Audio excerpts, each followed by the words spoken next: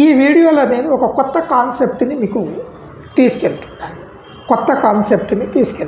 ఈ వీడియోలో ఏంటిదంటే ఈ బుక్ యొక్క సారాంశంని మీకు చెప్తా. బుక్ యొక్క సారాంశం, ఈ బుక్ పేరు ఏంటంటే ది ఎండ్ ఆఫ్ అన్ ఎరా. రివర్స్లో కనిపిస్తుంది ఇది, ది ఎండ్ ఆఫ్ అన్ ఎరా. దీన్ని రాసింది ఎవరంటే కేఎం మున్సి. ఇది ఒక న్యూ ఇన్నోవేషన్ అన్నమాట. టీచింగ్లో నేను ఒక కొత్త ఇన్నోవేషన్ని ప్రవేశపెడుతున్నా ఇప్పుడు. మరి మీరు ఆదరించే దాన్ని బట్టి ఆ ఇన్నోవేషన్ ఉంటుంది. ఎందుకంటే టెక్స్ట్ బుక్ అనేవి టీఎస్పిఎస్సి ఎగ్జామ్లో కానీ ఏపీపీఎస్సి ఎగ్జామ్లో, ఎస్పెషల్గా టీఎస్పిఎస్సి ఎగ్జామ్లో 2024లో జరిగినటువంటి గ్రూప్ 2, గ్రూప్ 3, గ్రూప్ 1 లేదంటే జేఎల్ ఎగ్జామ్ నుంచి ఒక కొత్త ట్రెండ్ స్టార్ట్ అయింది. ఏమని అంటే క్వశ్చన్ పేపర్ అనేది చాలా స్టాండర్డ్గా ఇస్తున్నాడు. ఎప్పుడైతే క్వశ్చన్ పేపర్ అనేది చాలా స్టాండర్డ్గా ఇవ్వడం మొదలుపెట్టిండో అప్పుడు మనం నెంబర్ ఆఫ్ బుక్స్ చదవవలసి ఉంటుంది. ఆ ఉద్దేశంతో ముఖ్యంగా గ్రూప్ 1 ప్రిపేర్ అయ్యే వాళ్ళకి, గ్రూప్ 2 ప్రిపేర్ అయ్యే వాళ్ళకి అన్ని పుస్తకాలు మీరు చదవలేరు కాబట్టి ఆ పుస్తకంలో ఉన్న సారాంశము ఓవరాల్గా ఏందనేది చెప్పాలనే ఉద్దేశంతో ఈ కొత్త ఇన్నోవేషన్ తీసుకొచ్చింది. అయితే ఈ బుక్ మొత్తం నేను చదివేసిన, దీంట్లో అండర్లైన్ కూడా చేశాను. మన పిఎస్సి యూట్యూబ్ ఛానల్ కానీ, ఫేస్బుక్ కానీ, ఈవెన్ టెలిగ్రామ్ ఛానల్ కానీ, వాట్సాప్ ఛానల్లో అన్నిట్లో కూడా ఈ అండర్లైన్ చేసిన పాయింట్స్ ఉన్నాయి.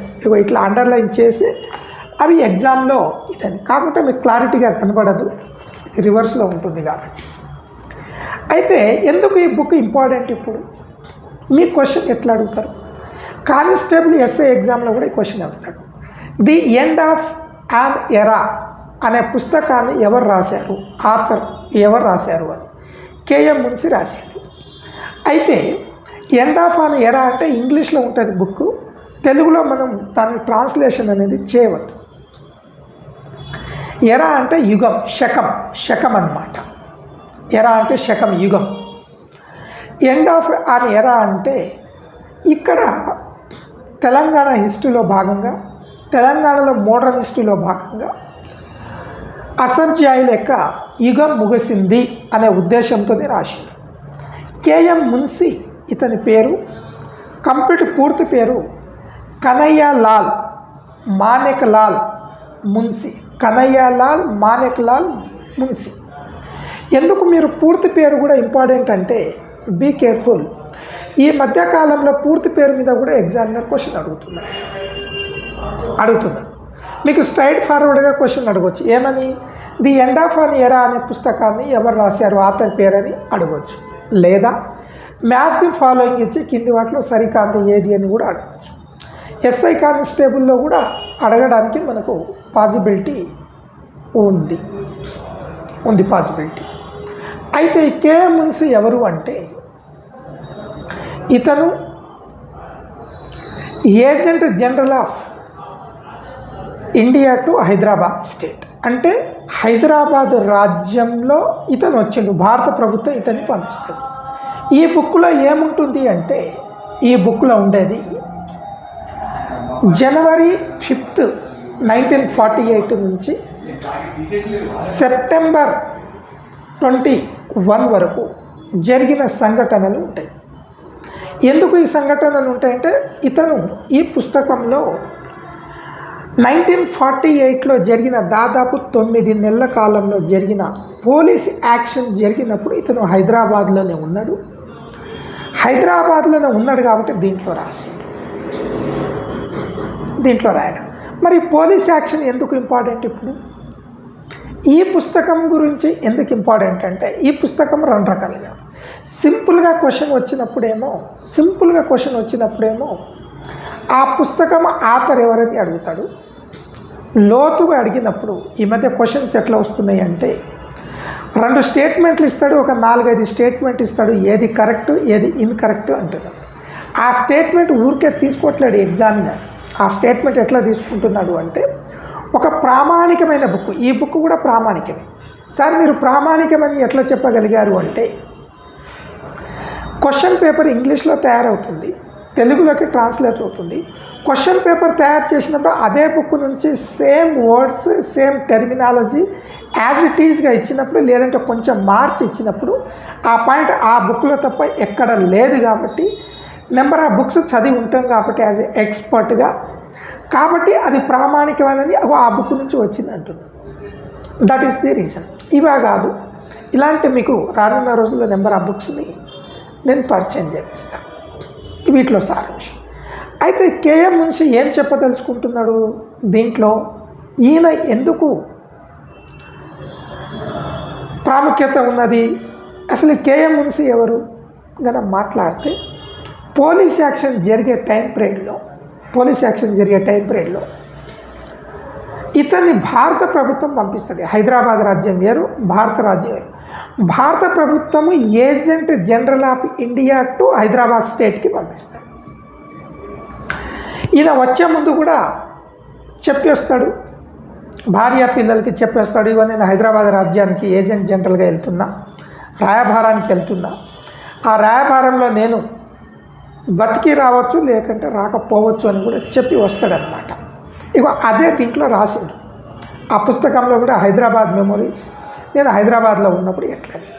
అయితే ఇతనికే ఎందుకు పంపించారు అంటే, ఇతను బాంబే స్టేట్ అని బ్రిటిష్ వాళ్ళు పరిపాలించిన బాంబే స్టేట్కి 1937లో 1937లో హోమ్ మినిస్టర్గా పనిచేస్తాడనమాట. అక్కడ ఇతను హోమ్ మినిస్టర్గా పనిచేస్తాడు కాబట్టి హైదరాబాద్ రాజ్యంలో మిలిటరీ రిలేటెడ్ సమస్య ఉంది కాబట్టి, ఈ నిజాం నవాబు ఏమో భారతదేశంలో కలవను అని చెప్తున్నాడు కాబట్టి, ఇతని కనుక పంపించిన అనుకోండి, ఇతనుకు హోమ్ రిలేటెడ్ పర్సన్ కాబట్టి కంపల్సరీ అక్కడ సక్సెస్ తీసుకొని వస్తాడు అని చెప్తాడు. సాధారణంగా మీకు 1948 జనవరి నుంచి సెప్టెంబర్ వరకు పోలీస్ యాక్షన్ జరిగినంత వరకు, సెప్టెంబర్ 17 వరకు మీకు ఏ టెక్స్ట్ బుక్ కూడా డీటెయిల్గా ఉండదు, ఈ బుక్లో ఉంటుంది. అలా అని దయచేసి ఈ బుక్ మొత్తం మీరు చదవకండి. దీంట్లో నేను సమ్మరీ, సారాంశం అనేది ఈ బుక్లో క్లియర్గా చెప్తున్నా. ఎందుకు ఈ బుక్ ప్రామాణికం అంటే, దేనిని బేస్ చేసుకొని బుక్ రాసినంటే 1948లో గవర్నమెంట్ ఆఫ్ ఇండియా కూడా వైట్ పేపర్ని పబ్లిష్ చేసింది, నిజాం గవర్నమెంట్ కూడా వైట్ పేపర్ని పబ్లిష్ చేసింది.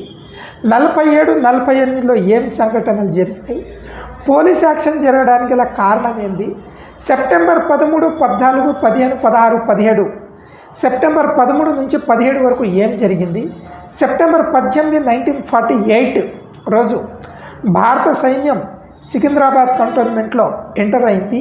ఈ అంశాలన్నీ కూడా ఉంటాయి. ఇదే కాదు, ఈ పుస్తకంలో కూడా చెప్తాడు. ఈ పుస్తకం నేను ఈ మెమోరీస్ రాసే ముందు చాలా అంశాలని పరిగణలోకి తీసుకున్నాను, వాళ్ళ డాక్యుమెంట్ని కూడా తీసుకున్నాను. ఇక్కడ కనుక మనం అబ్జర్వ్ చేస్తే, the story of integration of the Indian states, ఇది book name, the story of integration of Indian states అనే పుస్తకాన్ని విపి మీనన్ రాస్తాడు. ఈ విపి మీనన్ ఎవరో కాదు, మినిస్ట్రీ ఆఫ్ స్టేట్ హోమ్ అఫైర్స్కి ఈ మినిస్ట్రీ అన్నట్టు. ఇతను రాసిన పుస్తకంలో ఉన్న అంశాన్ని కూడా పరిగణలోకి నేను తీసుకున్నా అంటున్నాడు. That is the reason. ఇది ఒక్కటే కాదు, క్యాంప్బెల్ జాన్సన్ అనే అతను ఒక బుక్ రాసిండు. క్యాంప్బెల్ జాన్సన్ అనే అతను మిషన్ విత్ మౌంట్ బాటన్ అనే బుక్ రాసిండు. ఆ బుక్లో ఉన్న అంశాలను కూడా నేను దీంట్లో తీసుకున్నా అంటున్నాడు. That is the reason how this book was very important అని. అంటే మనకు ఏం అడగవచ్చు, the story of integration of Indian state అనే పుస్తకాన్ని ఎవరు రాశారని కూడా అడగవచ్చు. మనకు విపి మీనన్ రాయడం జరిగింది. ఇట్లా కూడా మన క్వశ్చన్ అడగవచ్చు. లేదా మిషన్ విత్ మౌంట్ బాటన్ అనే పుస్తకాన్ని ఎవరు రాశారు, క్యాంప్బెల్ జాన్సన్ అనే అతను రాయడం అనేది జరిగింది. ఈ విధంగా కూడా ఆథర్ పుస్తకం అడగడానికి మనకు పాసిబిలిటీ అనేది ఉంది. అయితే మెయిన్ పాయింట్స్ ఈ పుస్తకంలో మనకు చెప్పడం అనేది జరిగింది. ఇది జస్ట్ ఒక సమ్మరీ, ఎందుకు ఈ పుస్తకాన్ని రాశాడనే అంశాలని తీసుకుంటే. అయితే ఈ టెక్స్ట్లో మనకు చెప్పిన అంశాలు ఏంటంటే కొన్ని మనకు బయట ఎక్కడ దొరకని అంశాలను కొన్నిటిని చెప్పడం అనేది జరిగింది. బయట దొరకని అంశాలంటే ఇప్పుడు కాసిం రజ్వీ ఆయన పొజిషన్ ఏ విధంగా ఉన్నది, కాసిం రజ్వీ పొజిషన్ ఏ విధంగా ఉన్నది, ఇప్పుడు ఈ కేఎం మున్షి అనే అతను ఏ విధంగా ఇక్కడ ప్రాబ్లమ్ని హ్యాండిల్ చేసి ఒక ఇంపార్టెన్స్ ఎందుకంటే ఈ బుక్ నుంచి 2025-26లో రాసే పోటీ పరీక్షల్లో ప్రశ్నలు రావడానికి కారణం ఏంటంటే భారత రాజ్యాంగం రాసి భారత రాజ్యాంగం అమల్లోకి వచ్చి 75 ఇయర్స్ అనమాట. 1950 జనవరి 26 రోజు భారత రాజ్యాంగం అమల్లోకి వచ్చింది. అదే టైం పీరియడ్లో హైదరాబాద్ రాజ్యం భారతదేశంలోకి విలీనమైందనమాట. అందుకనే ఇక్కడ రాస్తుంది. ఇక్కడ క్వశ్చన్ ఎట్లా వస్తుంది, జనవరి 26, 1950 వరకు ఎంటైర్ ఇండియా ఒక డొమినియన్ హోదాని కలిగి ఉండేది. డొమినియన్ హోదా నుంచి జనవరి 26, 1950 నాడు నుంచి యూనియన్గా మారిపోతుంది అన్నట్టు. అంటే మీరు పాలిటీలో కనుక గమనిస్తే యూనియన్ ఆఫ్ స్టేట్స్ ఆర్టికల్ 1 అని ఉంటుంది. ఆ యూనియన్ ఆఫ్ స్టేట్స్ ఆర్టికల్ 1 పాలిటీలో ఉంటుంది. దీనికి కారణం మరి క్వశ్చన్ ఏమడగవచ్చు, ఆర్టికల్ 1 మీద అడగవచ్చు. ఇంకొక పాయింట్, హైదరాబాద్ స్టేట్ అనేది మనం కనుక గమనిస్తే షెడ్యూల్స్లో ఫస్ట్ షెడ్యూల్లో కనుక గమనిస్తే ఇది పార్ట్ బి స్టేట్లో భాగంగా ఉంటుంది. ఇప్పుడు ఉన్నట్టు కేంద్రపాలిత ప్రాంతం అంటే ఎంటైర్ యూనియన్ రాష్ట్రాలు కేంద్రపాలిత ప్రాంతాలు లేవు. అప్పుడు రాష్ట్రాలు ఎట్లా ఉంటాయంటే కేటగిరీ ఉండేది. ఏదంటే state A, state B, state C, state D అని కేటగిరీ ఉండేది. ఏ కేటగిరీ ఏమో బ్రిటిష్ వాళ్ళు పరిపాలించిన ప్రాంతాలు, బి కేటగిరీ ఏమో స్వతంత్ర రాజ్యాలు, సి కేటగిరీ ఏమో అడ్మినిస్ట్రేషన్ సపరేట్ అడ్మినిస్ట్రేటివ్ యూనిట్గా ఉన్నది, డి కేటగిరీ ఏమో అండమాన్ అండ్ నికోబార్ లాంటివి. అందుకనే బి కేటగిరీ కిందకి ఉంటుంది. అంటే ఒరిజినల్లీ హైదరాబాద్ స్టేట్ ఏ కేటగిరీ కిందికి ఉందంటే బి కేటగిరీ. ఏ కేటగిరీలోకి వస్తుందంటే బి కేటగిరీలోకి వస్తుంది. ఇది ఒకటే కాదు అంశము.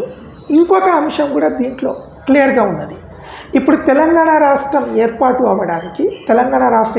కావడానికి దేని ప్రకారం తెలంగాణ రాష్ట్రం ఏర్పాటు అయిందంటే ఆర్టికల్ 3 ప్రకారం తెలంగాణ రాష్ట్రం ఏర్పాటు అనేది అయింది. ఇది మనకు అందరికీ తెలిసింది.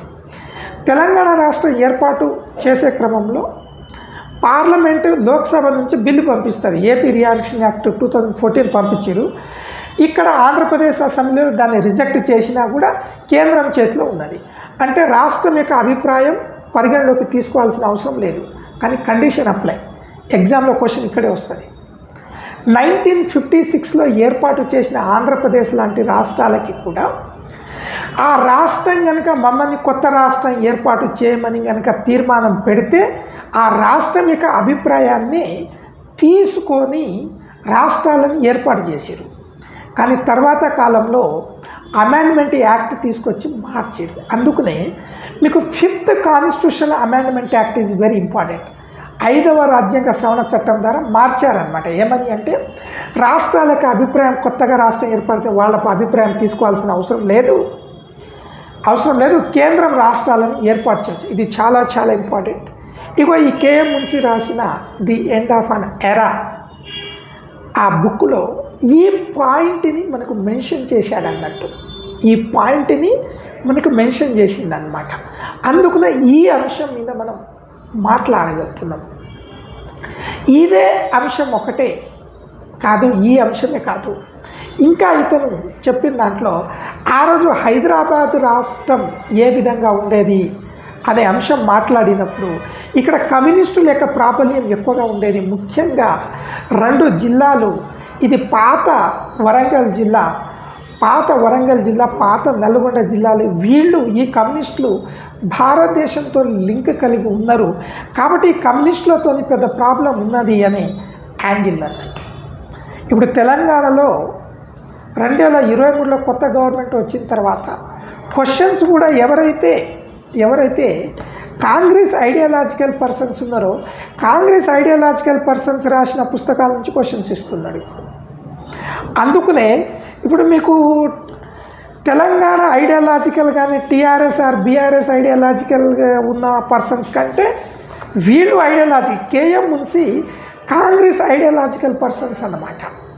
అందుకునే అతను రాసిన పుస్తకంలో ఇతను చెప్పిన మాటల్ని మనకు అడుగుతున్నాడు అన్నట్టు. రైట్.